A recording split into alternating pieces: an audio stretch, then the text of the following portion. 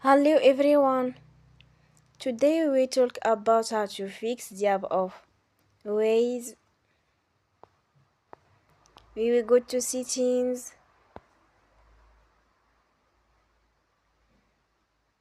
then we click on apps.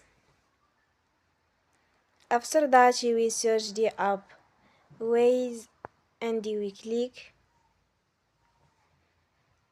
They will on for stop.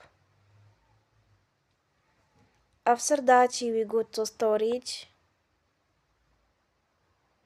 Then we click on clear cache.